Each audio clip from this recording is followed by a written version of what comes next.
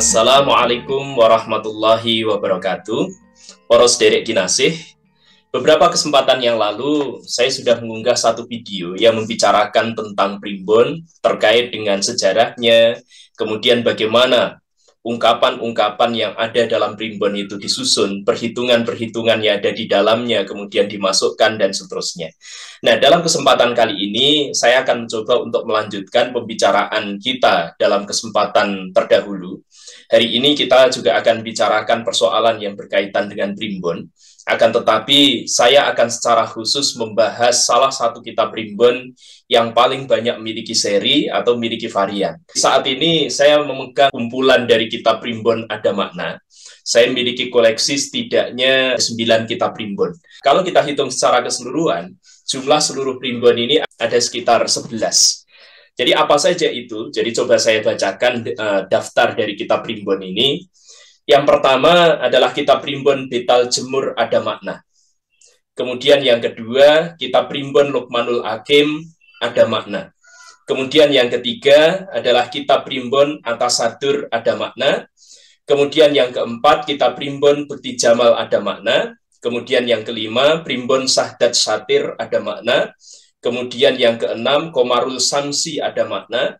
Kemudian yang ketujuh, primbon Naklas Sanjir Ada Makna. Kemudian yang kedelapan, primbon Quraisyin Ada Makna.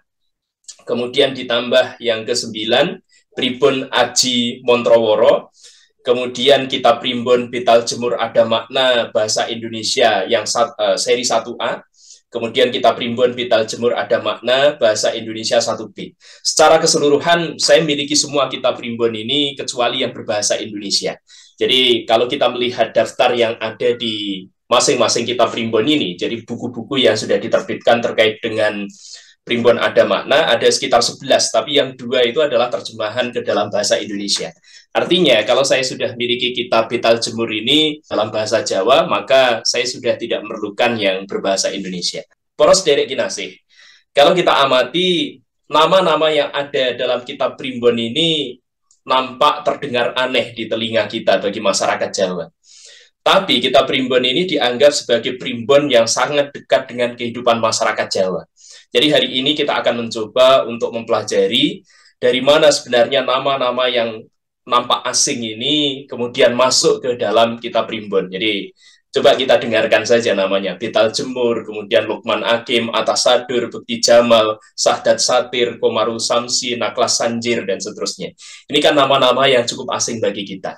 Nah, kemudian sumber yang digunakan untuk penyusunan kitab primbon ini berasal dari mana saja. Jadi hari ini kita akan mencoba untuk membicarakan apa sebenarnya makna dan dari mana asal dari nama-nama kitab primbon yang nampak aneh dan nampak ganjil terdengar di telinga kita ini. Kemudian yang kedua, dari mana sumber bahan yang digunakan untuk menyusun kitab-kitab primbon ini. Jadi kita akan mencoba untuk membicarakan ini. Monggo para sederek, selamat menikmati sajian ini. Mudah-mudahan bisa memberikan manfaat kepada Anda semua.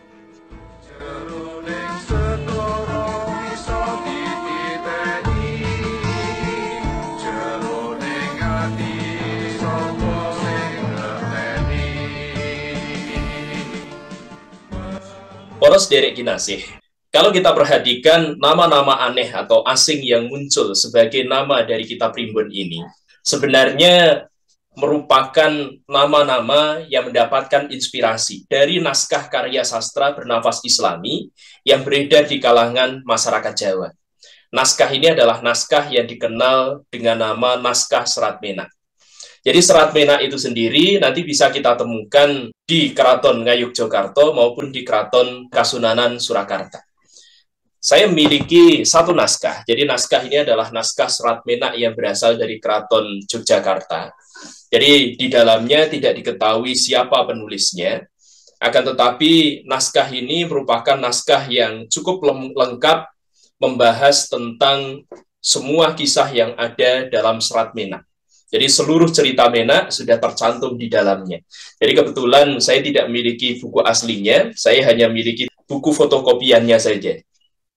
Jadi naskah ini diterbitkan oleh Departemen Pendidikan dan Kebudayaan tahun 1992-1993. Untuk terbitan versi Kasunanan Surakarta, maka setidaknya kita akan mendapatkan 24 cerita. Dan 24 cerita itu dalam terbitan Balai Pustaka diterbitkan dalam sekitar 48 buku. Jadi untuk karya yang dihasilkan oleh Kasunanan Surakarta, yang ditulis oleh Raden Ngabe Yosodipuro yang pertama, itu bukan merupakan karya yang main-main, tapi memang merupakan karya yang sangat serius. Nah, Serat Menak sendiri sebenarnya merupakan salah satu karya sastra Jawa, baik di Ngayogyakarta maupun di Surakarta, yang mendapatkan inspirasi dari sebuah kitab yang berasal dari Persia. Kitab ini adalah kitab Kisah I Emr Hamzah atau Kisah Amir Hamzah. Jadi sebuah karya sastra yang berasal dari Persia pada masa pemerintahan Sultan Harun ar-Rasyid. Nah, karya sastra ini kemudian diterjemahkan ke dalam bahasa Melayu menjadi Hikayat Amir Hamzah. Dari naskah Melayu inilah maka kedua kerajaan, baik Keraton Surakarta maupun Keraton Ngayogyakarta, mendapatkan inspirasi untuk penulisan naskah Serat Menak. Nah, hari ini kita akan mencoba untuk membicarakan bagaimana pengaruh dari Serat Menak ini, nama-nama yang ada dalam cerita tersebut ternyata kemudian menjadi inspirasi dari penulis Kitab Primbon Ada Makna. Jadi penulis dari Kitab Primbon Ada Makna ini, kalau kita baca dalam bagian isi dari Kitab Primbonnya, di sana dikatakan bahwa Kitab Primbon Ada Makna ini ditulis oleh Kanjeng Pangeran Haryo Cokroningrat atas perintah Sinuwun Kanjeng Sultan ingkang jumeneng kaping 5. Jadi yang dimaksud adalah Sultan Hamengkubuwono yang kelima.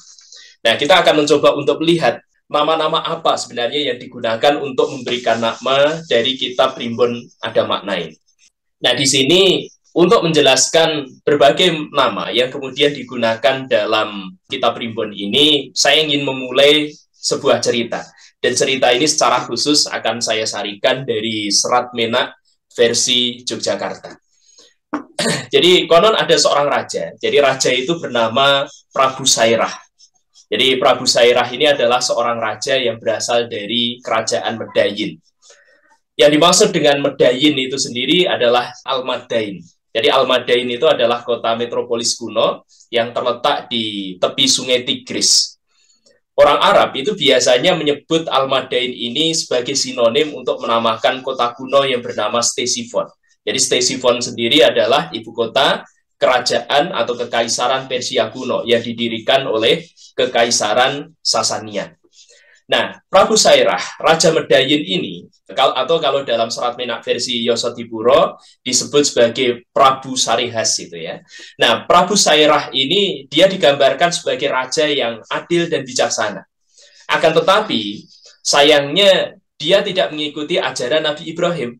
Oleh karena itu, maka dalam naskah ini dia dinyatakan dia termasuk ke dalam golongan orang-orang yang kafir. Dalam Serat Menak versi Yogyakarta, yaitu dalam pupuh yang kedua, dalam tembang mijil podo yang ke-8, di sana digambarkan dengan ungkapan mung sirie kapir, agamane datan manut saring ngating nabi, agami Ibrahim. Jadi kelemahan dari raja ini, beliau adalah seorang yang kafir. Jadi beliau orang yang adil, bijaksana, akan tetapi beliau termasuk orang kafir. Karena agamanya tidak mengikuti syariat dari Nabi, yaitu Nabi Ibrahim. Jadi kisah yang ada dalam Serat Menak ini sebenarnya menceritakan tentang bangsa Arab dan juga bangsa-bangsa yang ada di sekitar Arab, termasuk diantaranya Persia, terutama pada masa sebelum kenabian Nabi Muhammad. Jadi di situ bangsa Arab pada saat itu sedang menunggu kedatangan Nabi akhir zaman. Nah, nanti akan saya ceritakan bagaimana upaya dan penantian yang dilakukan oleh bangsa Arab ini dalam rangka untuk menunggu kedatangan Nabi akhir zaman tersebut. Prabu Sairah ini memiliki impian.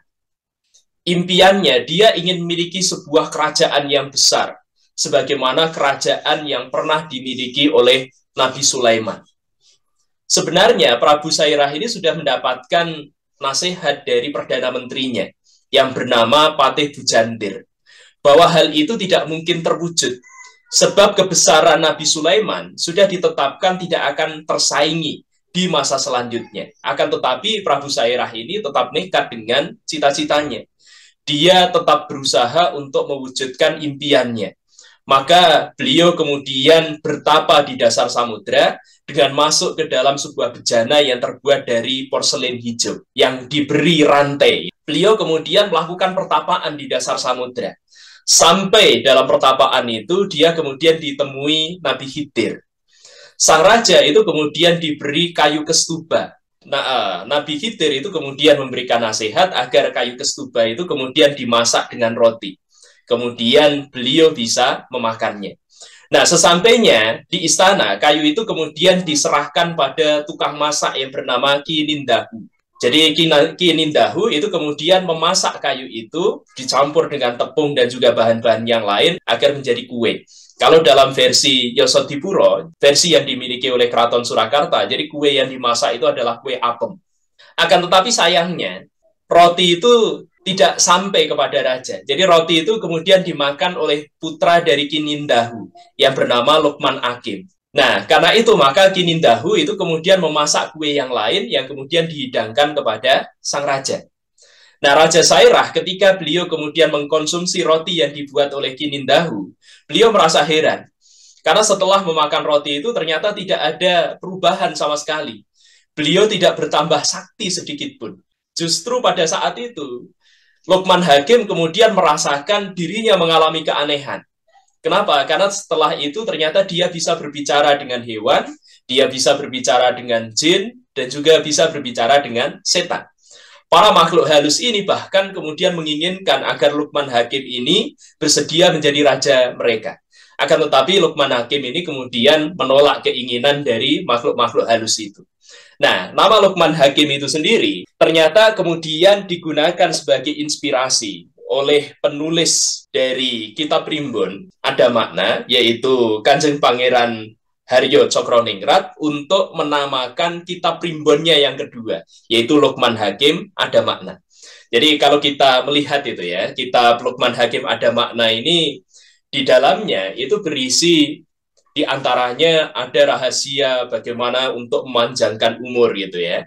Kemudian rahasia yang berkaitan dengan seksualitas. Kemudian jamu-jamu yang digunakan. Termasuk nanti di dalamnya itu ada pengajaran tentang bagaimana cara untuk menulis jimat-jimat. Jadi kalau kita lihat dari sisi isi, kitab Lukmanul Hakim Ada Makna ini di dalamnya memuat misalnya berkaitan dengan pembuatan jimat dan seterusnya. Ini sangat mirip dengan kitab-kitab mujarobat. Jadi misalnya kitab yang ditulis oleh Syekh Ahmad Dairobi Al-Kabir, yaitu kitab mujarobat, atau mungkin nanti juga ada kitab yang lain, misalnya Samsul Ma'arif Kubro dan seterusnya. Kalau saya secara pribadi menyarankan Anda untuk menjaga nilai tauhid yang ada dalam diri Anda, sebaiknya tidak usah bersentuhan dengan kitab mujarobat semacam ini. Ini hanya saran saja. Monggo, mau dipakai silahkan, tidak dipakai juga silahkan. Kemudian, karena Lukmanul Hakim ini banyak bersentuhan dengan dunia jin, dunia setan, dunia makhluk halus, maka dia kemudian mempelajari berbagai kesaktian dari makhluk-makhluk itu. Dia kemudian belajar sejumlah ilmu, diantaranya ilmu tentang awet muda. Ilmu, termasuk ilmu yang membuat orang-orang yang sudah tua, dia kemudian bisa dimudahkan kembali. Jadi tentu saja di sini tidak perlu menggunakan perawatan kulit dan seterusnya itu ya. Jadi orang-orang yang sudah tua, skincare dan seterusnya. Orang-orang yang sudah tua itu bisa dimudahkan kembali dengan menggunakan ilmu ini. Bahkan wajah yang jelek itu bisa dibuat menjadi tampan atau cantik. Jadi tidak perlu kosmetik yang mahal-mahal, hanya cukup dengan mengeterapkan ilmu-ilmu tertentu. Dan juga ilmu-ilmu yang lain. Nah, semua ilmu itu adalah ilmu yang termaktub dalam kitab Ada Makna. Nah, kitab Ada Makna inilah yang kemudian menjadi isu penting yang dibahas dalam Serat Menak. Jadi dari awal sampai akhir, di dalamnya membicarakan tentang kitab Ada Makna yang bisa memberikan keajaiban tertentu kepada manusia. Nah, tentu saja gitu ya. Kalau kita melihat cerita ini, Serat Ada Makna atau kitab Ada Makna ini menjadi kitab yang di dalamnya berisi tentang persoalan gaib, persoalan-persoalan tertentu yang dihubungkan dengan mistisisme atau dihubungkan dengan klenik dan seterusnya. Jadi memang dalam bagian awal kitab Serat Menak ini Di situ diceritakan tentang kondisi bangsa Arab sebelum kedatangan Islam. Mereka pada saat itu masih berada dalam kondisi jahiliyah. Mereka masih mempercayai sejumlah makhluk itu ya, termasuk makhluk-makhluk halus untuk dimintai pertolongan dan seterusnya. Nah, kitab Ada Makna ini kemudian menjadi isu penting, dibicarakan dari awal sampai setidaknya di pertengahan. Nah, suatu ketika kitab ini kemudian direbut oleh malaikat Jibril. Karena bagaimanapun kehadiran kitab ini itu bisa menyebabkan berbagai aturan yang ada atau hukum yang ditegakkan di dunia itu mengalami kekacauan. Karena itu maka malaikat Jibril itu kemudian menyamar menjadi seseorang yang dia berobat kepada Luqmanul Hakim. Nah, ketika Luqmanul Hakim itu kemudian sedang membuka kitabnya, Jibril kemudian merebut kitab itu. Nah, sepertiga kitab itu kemudian berhasil diambil oleh Jibril, sepertiganya tenggelam di dasar samudra, dan sepertiganya itu kemudian terlempar, kemudian jatuh di negeri Ngajrak.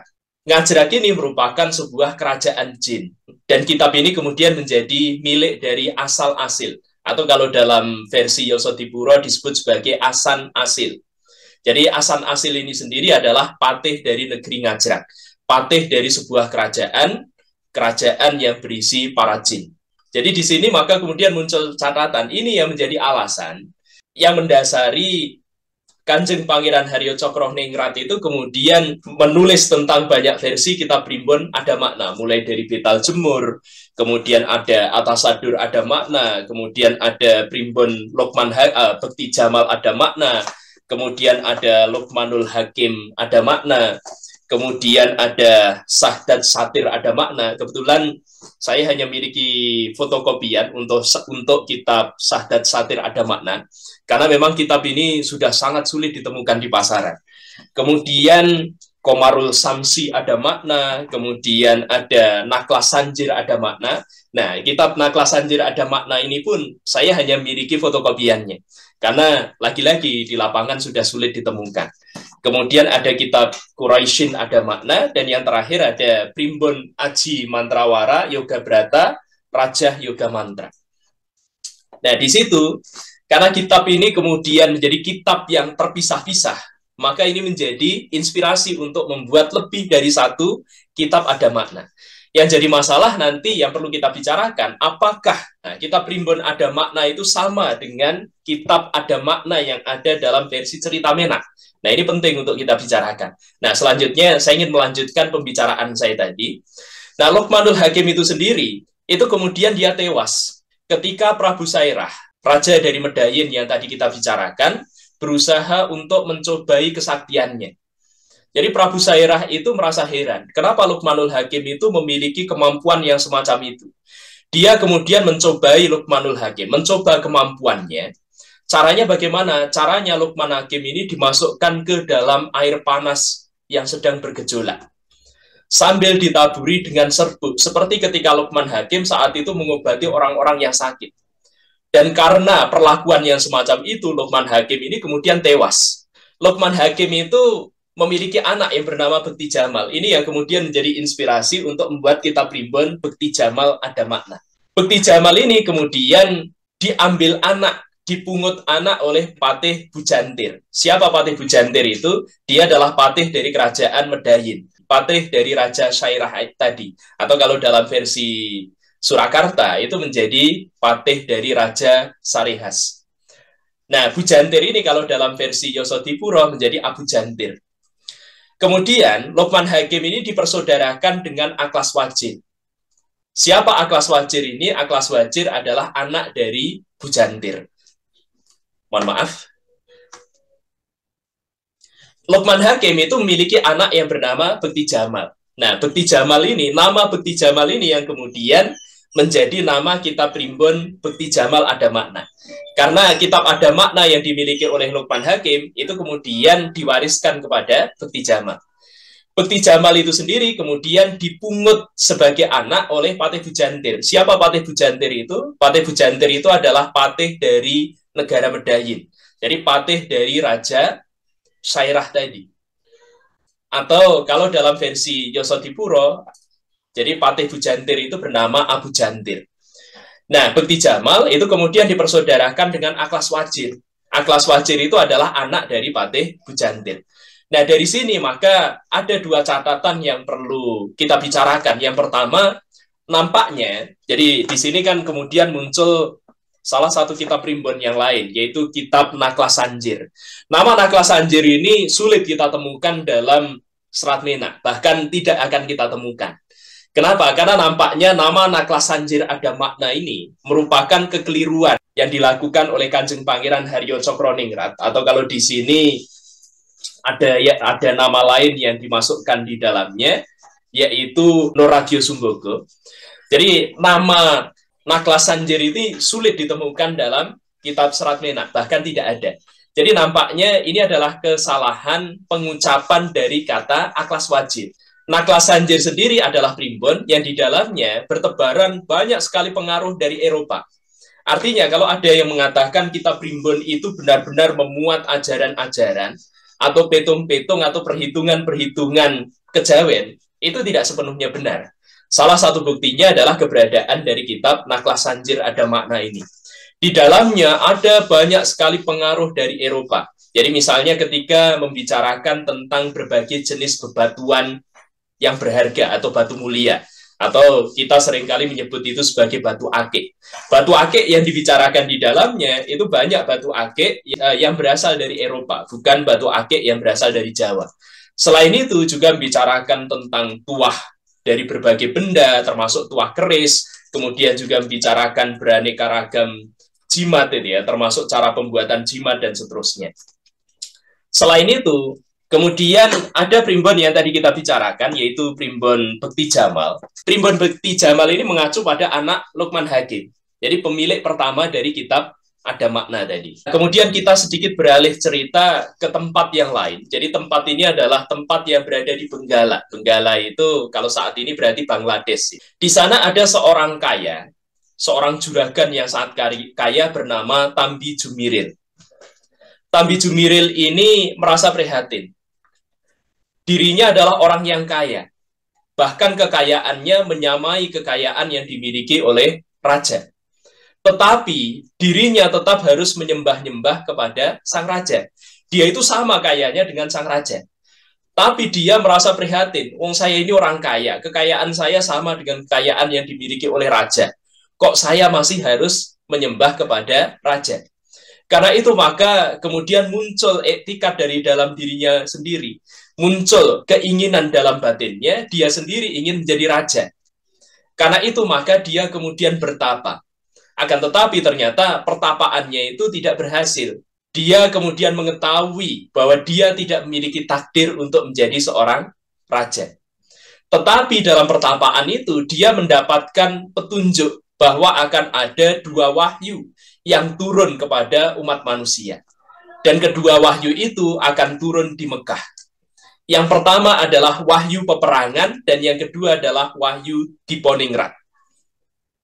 Apa wahyu peperangan itu? Wahyu peperangan itu adalah wahyu yang akan turun kepada seorang kesatria, di mana kesatria itu dalam setiap peperangan yang diikuti, dalam setiap pertempuran yang dilalui, dia tidak akan pernah mendapatkan kekalahan. Ini wahyu yang pertama. Kemudian wahyu yang kedua, wahyu Diponingrat adalah wahyu yang akan diturunkan kepada Nabi akhir zaman. Setelah kehadiran Nabi ini, maka tidak akan ada nabi-nabi yang lain. Nabi yang dimaksud adalah Nabi yang akan turun di tanah Mekah yang bernama Nabi Muhammad. Dalam pertapaan itu dia mendapatkan petunjuk untuk menikah dengan perempuan yang berasal dari Mekah. Dia akan ditakdirkan memiliki seorang putra. Jadi putranya ini memiliki wajah yang sangat buruk, akan tetapi dia disukai oleh banyak orang. Nah, dalam cerita selanjutnya, putra yang dimaksud adalah Umar Moyo. Jadi Umar Moyo. Jadi Umar Moyo ini adalah seorang tokoh yang kemudian bersahabat dengan tokoh utama yang ada dalam Serat Menak, yaitu Amir Hamzah. Amir Hamzah sendiri adalah putra Abdul Muthalib. Maka kemudian Tambi Jumiril itu berangkat ke Mekah untuk melaksanakan ibadah haji. Dia kemudian banyak mengeluarkan hartanya untuk bersedekah kepada fakir miskin. Dia sendiri kemudian menikah dengan putri Baginda Hashim yang bernama Siti Mahiyah. Oke, ceritanya sampai di sini. Saya lanjutkan dengan kisah yang tadi terpotong. Nah, pada masa berikutnya, anak dari Patih Bujantir itu kemudian menggantikan ayahnya. Dia kemudian menjadi seorang patih. Jadi patih ini adalah Patih Aklaswajir. Dan Patih Aklaswajir itu saat itu bersaudara dengan Bekti Jamal. Jadi Bekti Jamal sendiri adalah anak dari Lukman Hakim. Awalnya mereka bersahabat sangat baik, bahkan mereka seperti saudara. Namun secara tidak sengaja Bekti Jamal itu kemudian menemukan harta karun yang berupa emas. Melihat hal itu, maka kemudian muncul keserakahan dalam diri Aklaswajir. Awalnya, jadi Aklaswajir itu yang tadi saya ceritakan itu ya, menjadi inspirasi dari lahirnya nama kitab primbon Naklasanjir Ada Makna. Awalnya, Patih Aklaswajir itu dia membaca satu buku. Dalam buku itu dia menemukan bahwa Bekti Jamal, jadi saudara angkatnya itu hanya akan hidup selama 40 hari. Jadi dia ditakdirkan untuk mati dalam 40 hari berikutnya. Tentu saja Patih Aklaswajir ini dia tidak ingin saudara angkatnya itu mati. Karena itu maka dia kemudian mengajak Bekti Jamal itu untuk pergi ke sebuah gurun. Di sana dia meminta Bekti Jamal itu untuk bertapa selama 40 hari. Dengan harapan setelah bertapa maka dia bisa menghindari takdir itu. Jadi awalnya Patih Aklaswajir itu berusaha agar saudara angkatnya itu tidak mati. Pada hari ke-39 Aklaswajir itu kemudian mengajak Bekti Jamal untuk jalan-jalan. Pada saat itulah Bekti Jamal kemudian menemukan emas. Dan itu ternyata yang menjadi penyebab kematiannya. Karena setelah itu timbul rasa iri dalam diri Patih Aklaswajir. Dia bahkan kemudian membunuh saudara angkatnya sendiri. Jadi peristiwa ini adalah peristiwa yang sangat ironis. Karena sebelumnya Patih Aklaswajir itu mengajak saudara angkatnya, yaitu Bekti Jamal, keluar dari kota menuju ke padang gurun dalam rangka untuk bertapa agar terhindar dari kematian. Ternyata penyebab kematian dari saudaranya itu justru dirinya sendiri, yaitu Patih Aklaswajir. Jadi di sini cerita ini adalah cerita yang sangat ironis. Jadi pembunuhnya justru adalah Aklaswajir sendiri yang berupaya sejak awal agar Bekti Jamal tidak mati karena takdirnya. Tapi ternyata takdir kematian dari Bekti Jamal itu berada di tangan Patih Aklaswajir itu sendiri. Nah, ketika dalam kondisi sekarat, Bekti Jamal sendiri sebenarnya dia rela dibunuh oleh saudara angkatnya. Bekti Jamal menyerahkan hidupnya. Ya sudah, kalau Anda mau membunuh saya, ya bunuh saja. Tapi saya punya pesan. Apa pesannya? Kalau anak saya lahir laki-laki, jadi anak itu tolong diberi nama Betal Jemur. Jadi Betal Jemur inilah yang kemudian menjadi inspirasi munculnya nama primbon Betal Jemur Ada Makna. Jadi Betal Jemur itu adalah anak dari Bekti Jamal. Apa isi dari naskah ini? Jadi isinya berkaitan dengan petung-petung kuno, jadi cara mendirikan rumah, kapan mau mantu gitu ya, hari baik, hari buruk, selamatan dan seterusnya. Jadi isinya ya seperti kitab primbon pada umumnya. Oke, saya lanjutkan. Nah, setelah mendapatkan harta karun tersebut, jadi setelah Patih Aklaswajir membunuh saudara angkatnya Bekti Jamal, Aklaswajir kemudian tenggelam dalam suasana kehidupan yang serba mewah. Dia menjalani kehidupan dengan berfoya-foya. Sehingga dia mulai melupakan tugasnya sebagai Perdana Menteri dari negara Medayin. Betal Jemur sendiri, anak dari Bekti Jamal, pada akhirnya dia bisa mengetahui kejadian yang sudah menimpa kakeknya, yaitu Lukmanul Hakim, termasuk kejadian yang menimpa Bekti Jamal yang dibunuh oleh Aklaswajir. Dari mana dia tahu? Dia mengetahui hal itu dari kitab Ada Makna yang diwarisi. Jadi setelah dia mempelajari kitab Ada Makna, maka dia kemudian bisa mengetahui, dia bisa menyingkap selubung gaib, dia bisa melihat peristiwa-peristiwa yang sudah terjadi di masa lampau. Dari situ dia mengetahui terbunuhnya Lukmanul Hakim karena Raja atau Prabu Sairah, kemudian terbunuhnya ayahnya sendiri, yaitu Bekti Jamal karena Patih Aklaswajir. Jadi sebagaimana sudah kita bicarakan di awal, kitab Ada Makna itu dari Lukmanul Hakim itu kemudian diwariskan ke Bekti Jamal, setelah itu diwariskan ke Betal Jemur. Nah, setelah Patih Akaswajir berhasil dibuktikan kesalahannya di hadapan mahkamah, maka Betal Jemur kemudian menggantikan kedudukannya sebagai Patih, sebagai Perdana Menteri di Medayin. Jadi saat itu Akaswajir setelah dia dibuktikan bersalah karena sudah membunuh Bekti Jamal, dia kemudian diturunkan jabatannya. Dia dipecat dari posisi kedudukannya sebagai Perdana Menteri. Kedudukan itu kemudian diberikan kepada Betal Jemur. Jadi Betal Jemur sendiri itu sempat mendampingi dua raja, pemerintahan dua raja di Medayin, yaitu Raja Kobatsah dan kemudian pelanjutnya, yaitu Raja Nursewan. Kalau kita mengamati nama Nursewan ini, maka kita akan sampai pada salah satu kaisar yang berasal dari Persia, yaitu Anushirwan itu ya. Nursewan itu Anushirwan. Sampai akhirnya Betal Jemur itu berhenti menjadi patih ketika dia digantikan oleh Patih Besta. Patih Besta itu sendiri adalah putra dari Akaswajir.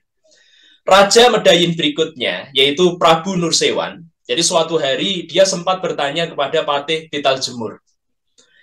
Pertanyaannya, apakah ada raja yang bisa mengungguli keturunannya?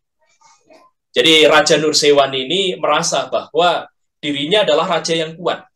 Dia memiliki wilayah kerajaan yang sangat luas. Dia menguasai banyak wilayah, pasukannya sangat besar. Pasukannya sangat kuat.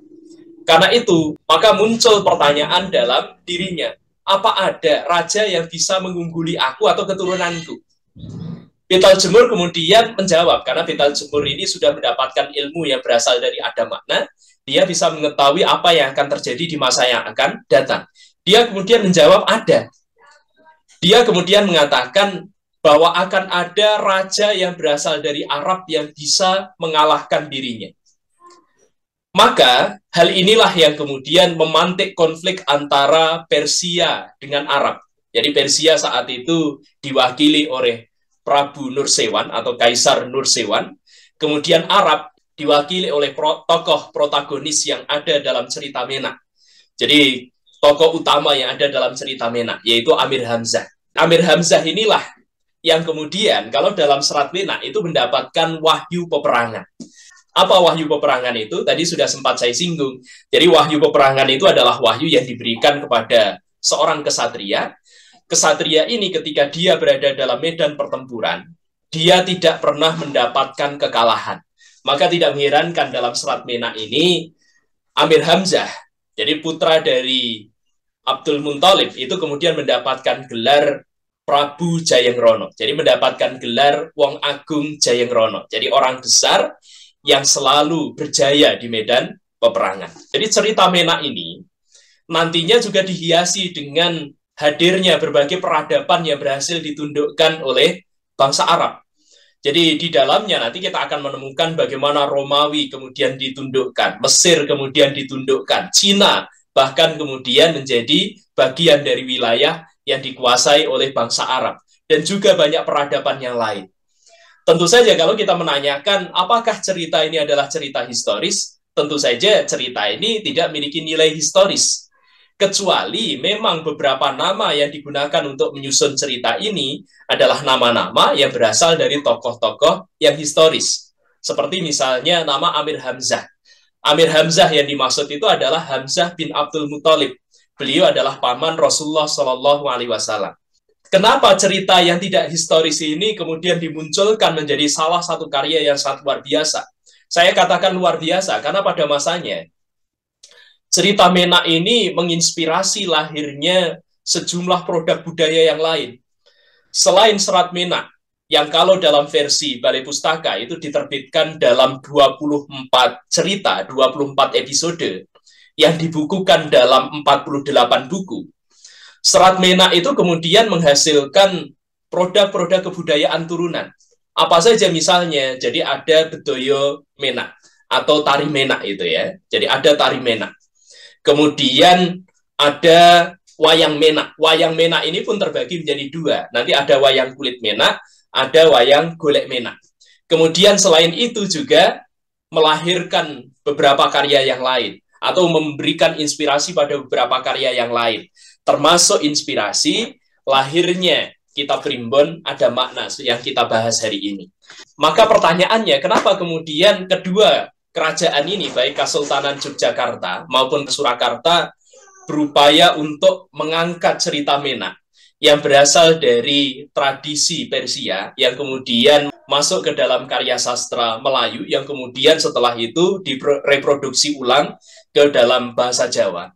Kenapa kedua kerajaan itu kemudian menciptakan Serat Menak yang menghasilkan sejumlah produk kebudayaan baru tersebut? Saat itu, kedua kerajaan itu, baik Kesultanan Ngayogyakarta maupun Kasunanan Surakarta, keduanya berupaya untuk mendefinisikan bahwa Arab itu adalah pusar bumi, bahwa Arab itu adalah pusat dari bumi, pusat dari alam semesta. Arab itu adalah pusat dari alam semesta, pusat dari peradaban yang mampu menaklukkan barat dan timur. Hal ini harus dipahami dengan melihat kondisi yang berlangsung di dua kerajaan pada masa penulisan naskah tersebut. Jadi pada masa itu, kedua kerajaan ini berada di bawah hegemoni Belanda. Jadi Belanda saat itu melakukan penjajahan ke tanah air kita. Mereka berusaha untuk memperkenalkan bahwa peradaban yang ada harus mengikuti bangsa Eropa. Dengan mengikuti bangsa Eropa, maka masyarakat yang ada di Indonesia pada masa itu, Indonesia tentu saja belum muncul istilah ini di masa itu, mereka hanya bisa mengalami kemajuan ketika berada di bawah pemerintahan atau setidaknya bersahabat dengan Belanda. Jadi Belanda berusaha untuk mengetengahkan bahwa kemajuan peradaban itu hanya bisa diperoleh ketika masyarakat Jawa bersinggungan dengan peradaban Eropa. Selain itu, banyak orang-orang Belanda yang juga berusaha untuk memperkenalkan kembali hasil-hasil atau produk-produk yang berasal dari kebudayaan India. Karena itu, maka dari lingkungan keraton itu kemudian muncul perlawanan. Perlawanan itu adalah perlawanan untuk menghindarkan imajeri Eropa maupun imajeri India dan menggantikan itu dengan imajeri Arab. Jadi dengan cara itulah, maka mereka berusaha untuk menangkis pengaruh-pengaruh yang tidak diharapkan akan tersebar di kalangan masyarakat Jawa. Nah, selain itu, ada juga beberapa nama yang lain, dan nama-nama ini juga merupakan nama-nama yang berasal dari Serat Menak, baik dalam versi Ngayogyakarta maupun versi Kasunanan Surakarta. Jadi misalnya ada nama Quraisyin ada makna. Jadi kita primbon Quraisyin ada makna. Siapa Quraisyin ini? Jadi Quraisyin ini adalah salah satu putri dari Amir Hamzah, dari istrinya yang bernama Dewi Ismoyo Putri. Jadi seorang putri yang berasal dari Ngajrak. Ngajrak itu sendiri sebenarnya adalah kerajaan dari kaum jin itu ya, kaum jin. Jadi Quraisyin ini adalah seorang prajurit Linweh, dia adalah prajurit yang memiliki banyak kelebihan. Nah, Quraisyin ini kemudian menikah dengan seorang Sayyid yang bernama Syed Ngali Murtolo dan seterusnya. Sementara kalau kita primbon Quraisyin ada makna, di dalamnya membicarakan tentang beraneka ragam Serat Jongko Joyoboyo. Jadi Serat Jongko Joyoboyo itu sendiri kan memiliki banyak versi. Nah, biasanya Serat Jongko Joyoboyo itu kalau menjelang pemilu itu ya, sebentar lagi, ini saya kira akan diangkat-angkat kembali. Karena itu mungkin ke depan kita akan secara khusus membicarakan tentang Serat Jongko Joyoboyo ini. Kemudian ada juga versi yang lain, kita primbon Sadat Satir ada makna. Dari mana nama Sadat Satir ini? Jadi Sadat Satir ini sebenarnya adalah seorang pangeran. Dia adalah putra dari Prabu Tamimasar. Jadi Prabu Tamimasar ini juga adalah raja jin yang berasal dari Ngajrak. Kita primbon Sadat Satir ini isinya berupa doa. Sebagian berisi doa-doa Islam. Kemudian di dalamnya juga ada aji-ajian, jadi ilmu-ilmu Joyo Kawijayan. Jadi kalau menguasai ilmu itu maka bisa sakti dan seterusnya. Kemudian di dalamnya juga memuat raja-raja itu ya. Termasuk di dalamnya kita bisa melihat pengaruh dari Cina. Jadi misalnya di sini ada yin yang, jadi ada gambar yin yang. Jadi memang kalau kita amati, kita primbon ada makna itu tidak sepenuhnya asli Jawa. Bahkan boleh dikatakan di dalamnya ada pengaruh-pengaruh yang berasal dari India, ada yang berasal dari pengaruh Cina, ada yang berasal dari pengaruh Eropa, ada yang berasal dari pengaruh Arab, dan seterusnya. Para sederek kinasih, hari ini kita sudah membicarakan beraneka ragam kitab primbon ada makna. Jadi ini tumpukan koleksi yang saya miliki gitu ya. Jadi kenapa nama-nama dari kitab primbon ini terdengar aneh di telinga kita? Karena memang ini diambil dari salah satu karya sastra Islam yang berasal dari Persia. Dan tentu saja nama-nama itu adalah nama-nama yang sebagian adalah penamaan-penamaan dari Persia. Sebagian lagi adalah penamaan yang berasal dari Arab.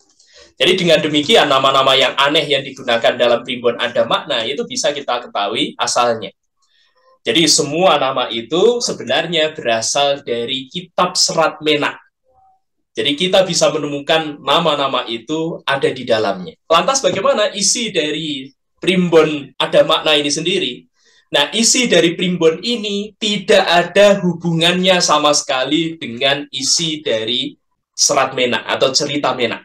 Nampaknya penulis dari kitab primbon ada makna ini, beliau hanya mendapatkan inspirasi memanfaatkan nama kitab ada makna yang ada dalam Serat Menak. Jadi beliau saat itu memanfaatkan kepopuleran kisah cerita Menak yang saat itu berkembang pada masa kehidupannya. Nah, ada satu naskah lagi yang perlu saya kemukakan, dan ini tidak ada hubungannya dengan primbon ada makna. Ini adalah kitab ada makna Kawedar. Jadi kitab ada makna Kawedar. Kitab ini ditulis oleh Ki Musa Al-Mahfud. Beliau adalah warga Universitas Islam Indonesia, UII. Jadi di dalamnya itu memuat tentang 5 hal yang harus diketahui oleh seorang muslim. Jadi makrifat ponco tunggal. Jadi ini bukan kitab primbon. Ini adalah kitab pengajaran agama Islam.